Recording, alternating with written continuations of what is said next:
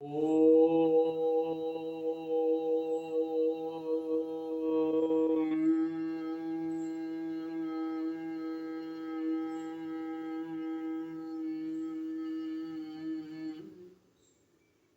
भूर्भुवः स्वः तत्सवितुर्वरेण्यं भर्गो देवस्य धीमहि धियो यो नः प्रचोदयात्। उस अग्नि स्वरूप परम ब्रह्म के, जिसके प्रकाश से सारा ब्रह्मांड प्रकाशित होता है, ऐसे परम ब्रह्म परमेश्वर के तेज का मैं ध्यान करता हूँ तथा उसके ज्योतिर्मय स्वरूप को अपने अंतःकरण में धारण करता हूँ।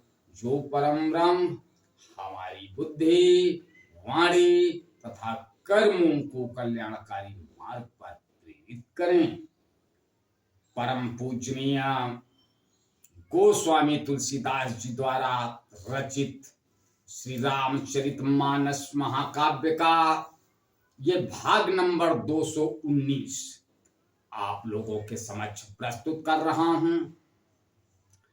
आप लोग इसका श्रवण करें और श्री राम कथा का आनंद लें और उस कथा से कुछ सीखें, कुछ अपनाएं।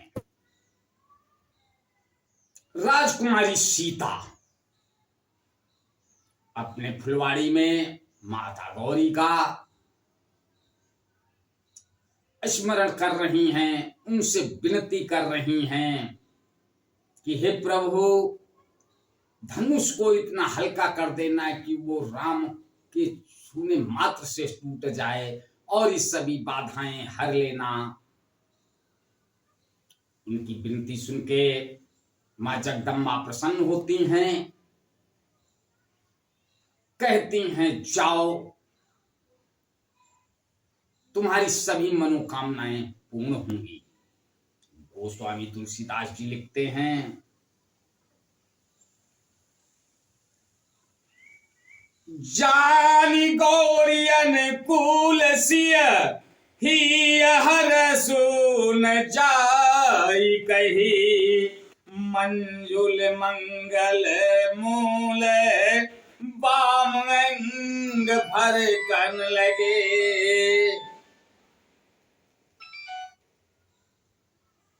गौरी जी को अनुकूल जानकर सीता जी के हृदय को जो हर्ष हुआ वह कहा नहीं जा सकता। सुंदर मंगलों के मूल उनके बाएं अंग फड़कने लगे। हृदय सराहत सियलो नाई, गुर समीप गवने दो भाई, राम कहा सबो कौशिक पाही, सरल स्वभाव छुअत छल नाही। हृदय में सीता जी के सौंदर्य की सराहना करते हुए दोनों भाई गुरु जी के पास गए।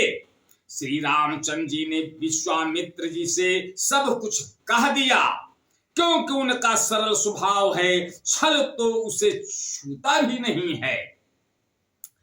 सुमन पाई मुनि पूजा कीन्ही, पुण्य आशीष दो भाई न दीन्ही, सुफल मनोरथ हो तुम्हारे, राम लखन सुने भये सुखारे।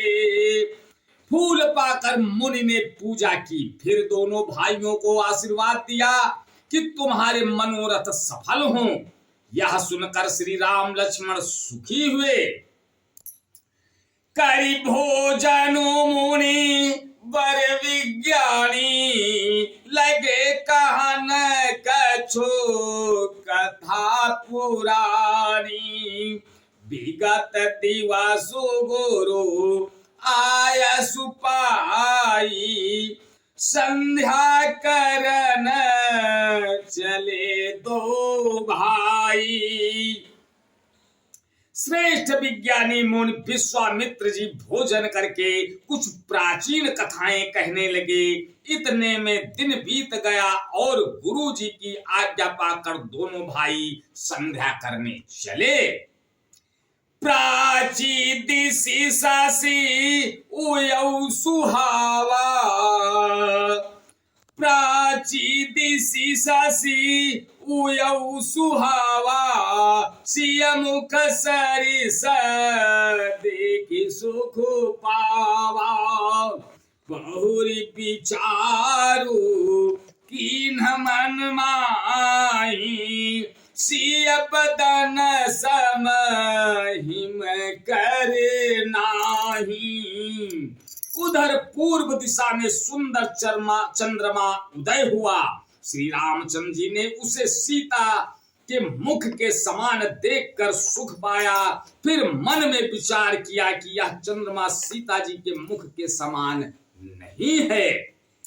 जन्म सिंधु पुनि बंधु विषु दीन मलिन सकलंक, सिय सुख समता पावु किमी चंदु बापुरो रंक।